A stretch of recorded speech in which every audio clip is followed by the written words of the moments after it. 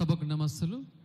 సభాధ్యక్షులు మరి గౌరవనీయులు పెద్దలు టీపీసీసీ ప్రెసిడెంట్ తెలంగాణ బీసీ ముద్దుబిడ్డ మహేష్ కుమార్ గౌడ్ గారు, ఈరోజటి ఈ ఆత్మీయ సమ్మేళనానికి ముఖ్య అతిథిగా వచ్చిన ద యంగ్ అండ్ డైనమిక్, ఎవరి పేరు చెప్తే తెలంగాణ ఒక్కసారి ఉలిక్కిపడి లేస్తుందో, ఎస్ ద టైగర్ 2020 క్రికెట్ ఆడుతున్న మన అన్నగారు, గౌరవనీయులు ముఖ్యమంత్రి గారు మరి రేవంత్ రెడ్డి అన్నగారు,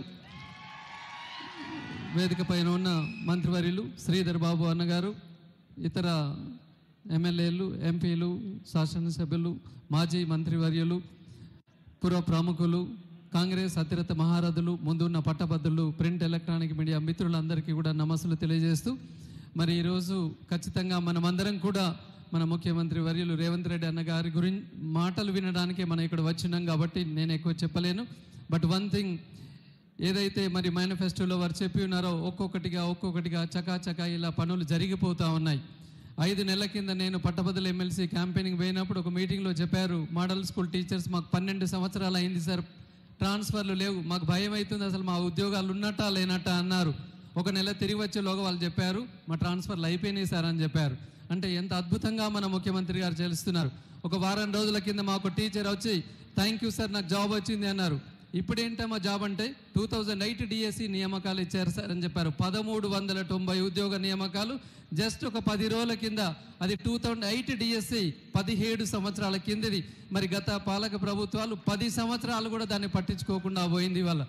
ఇవాళ 20 సంవత్సరాలకు పైనబడి మరి మాకు ప్రమోషన్ లేవు, ట్రాన్స్ఫర్లు జీవితానికి రావు అనుకున్న వాళ్ళందరికీ కూడా మన ముఖ్యమంత్రి గారి చొరవతో చకాచకా ఇలా వెరీ ట్రాన్స్పరెంట్గా జరిగిపోయినాయి. అంటే మరి చూడండి, మొట్టమొదటిసారిగా అసలు ప్రభుత్వ పాలన పట్ల నిరుద్యోగులు చాలా ఆనందంగా ఉన్న పరిస్థితి వల్ల మనం చూస్తున్నాం. సుమారుగా 50,000 పైచిలుకు ఉద్యోగాలు అండ్ జాబ్ క్యాలెండర్. మరి ఇవాళ నిరుద్యోగులందరూ కూడా మన పాలనకి మరి ముగ్ధులై ఇవాళ రేవంత్ రెడ్డి అన్న గారికి జై పలుకుతూ ముందుకు వెళ్ళిన పరిస్థితి చూస్తున్నాం. సో ఏది ఏమైనా మరి ముఖ్యంగా ఈ పట్టభద్రులందరికీ మరి నేను చేదోడు వాదోడుగా ఉండాలని, మరి ఖచ్చితంగా ప్రభుత్వానికి పట్టభద్రుల మధ్య నేను వారధిగా ఉంటానని చెప్పేసి కోరుకుంటూ, 1-2 ఈ నిజామాబాద్ జిల్లా వాసులు నేను మొన్న తెలంగాణ యూనివర్సిటీ వెళ్ళినప్పుడు కోరుకుంటున్నారన్న, ముఖ్యంగా మీకు ధన్యవాదాలు. శాతానా యూనివర్సిటీకి ఒక ఇంజనీరింగ్ కళాశాల, తర్వాత లా కళాశాలను శాంక్షన్ చేసినందుకు ధన్యవాదాలు. అలాగే తెలంగాణ యూనివర్సిటీ వాసులు కూడా ఇక్కడ ఒక లా కాలేజ్, ఇంజనీరింగ్ కాలేజ్ కావాలని కోరుకుతున్నారన్న, అది కావాలని చెప్పేసి ఖచ్చితంగా మరి మేము మిమ్మల్ని మనస్ఫూర్తిగా అభ్యర్థిస్తున్నాం. ఇవాళ ఒక ఉర్దూ జూనియర్ కళాశాల 10 సంవత్సరాల కింద బిల్డింగ్ కన్స్ట్రక్షన్ అయింది, కానీ అందులో షిఫ్ట్ కావట్లేదు అంటున్నారు. మరి ముఖ్యమంత్రి వర్యులు గారిని ఆ ఉర్దూ గర్ల్ జూనియర్ కాలేజ్ని నూతన భవనానికి షిఫ్ట్ చేయాలని చెప్పేసి కూడా కోరుతున్నాం. ఇవాళ తెలంగాణ యూనివర్సిటీని మన ముఖ్యమంత్రి గారి ఆధ్వర్యంలో ఖచ్చితంగా మరి ఉస్మానియాకి ధీటుగా ఇక్కడ చేయడానికి ఇక్కడ ఉన్న మరి నిజామాబాద్ ప్రజాప్రతినిధులతోటి అవకాశం ఇస్తే నేను వారితో కలిసి పనిచేస్తానని చెప్పేసి సందర్భంగా కోరుతూ, మరి ఇంకా ఎన్నో విషయాలు ఇవాళ పట్టభద్రులై 317 జీవో గురించి చెప్తున్నారు. ఇవాళ మన ముఖ్యమంత్రి గారు స్పౌస్ కేసెస్ కావచ్చు, మ్యూచువల్ కావచ్చు, మెడికల్ కావచ్చు, అన్నీ కూడా అయిపోయినాయి. ఒక స్థానికత అది మన చేతుల్లో లేదు కాబట్టి అయిపోయింది. ఇలా ఎన్నో కూడా చకాచకా మరి చేసిన వారికి మరి మనందరం కూడా ఎప్పటికీ రుణపడి ఉండాలి. ఈ సందర్భంగా మా సోదరులు యాజమాన్యాలు స్కాలర్షిప్తో కొంచెం ఇబ్బంది పడుతున్న విషయం తెలిసిందే. మరి ముఖ్యమంత్రి వర్యులు గారిని వారందరి తరఫున నేను మరి రిక్వెస్ట్ చేస్తున్నాను, అన్నగారు అట్లీస్ట్ 2-3 మంత్స్లో అట్లీస్ట్ కొంచెమైనా రిలీజ్ చేసి మా వారికి ఉపశమనం కల్పించాలని చెప్పేసి వారి తరఫున నేను మిమ్మల్ని అభ్యర్థిస్తూ, మరి అవకాశం వస్తే తప్పకుండా పట్టభద్రులకి ప్రభుత్వానికి మధ్య వారధిగా ఉంటూ మీలో కొడిగా ఉంటూ సేవ చేస్తాను. ఇవాళ తెలిసిందే ఆంధ్ర కార్పొరేట్లకు ధీటుగా మరి ఇవాళ తెలంగాణ బిడ్డలు కొంతమంది ఎదుగుతున్నారంటే అది మనం సంతోషపడాల్సింది కానీ ఈర్షపడాల్సింది కాదు.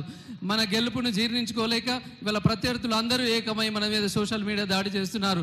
అయినా కాంగ్రెస్ శ్రేణులు ఆ రాళ్లను పూలగా మారుస్తూ వెళ్తున్నారు. ఈ సందర్భంగా కాంగ్రెస్ శ్రేణులని నేను ధన్యవాదాలు తెలియజేస్తూ, మరి ఇవాళ బీసీ ముద్దుబిడ్డ టీపీసీసీ ప్రెసిడెంట్ గారు, నిజామాబాద్ ముద్దుబిడ్డ, ఇవాళ ఖచ్చితంగా మీరు వేసే ప్రతి ఓటు ఇవాళ మనం మహేష్ కుమార్ గారి గెలుపుగా నిజామాబాద్ వాసులు మీరు భావించాలని చెప్పేసి కోరుకుంటూ, ఇంత అద్భుత పాలన కొనసాగిస్తున్న రేవంత్ రెడ్డి అన్న గారికి అలాగే మరి టీపీసీసీ ప్రెసిడెంట్ అన్న గారికి హృదయపూర్వక ధన్యవాదాలు తెలియజేస్తూ, మీరందరూ 27వ తేదీ రోజు జరగబోయే ఎన్నికల్లో మరి 2వ వరుసలో ఉన్న కాంగ్రెస్ అభ్యర్థి అయిన ఆల్ఫోర్స్ నరేందర్ రెడ్డి అనే నాకు మీరు మొదటి ప్రియారిటీ ఓటు వేసి, మరి గతంలో జీవన్ రెడ్డి గారు సాధించిన ఫస్ట్ ప్రియారిటీ మెజారిటీ కంటే అతి భారీ మెజారిటీతో మరి నన్ను గెలిపించాలని చెప్పేసి మీకు శిరస్సు వంచి నమస్కరిస్తూ మీ యొక్క ఆశీస్సులు కోరుతున్నాను.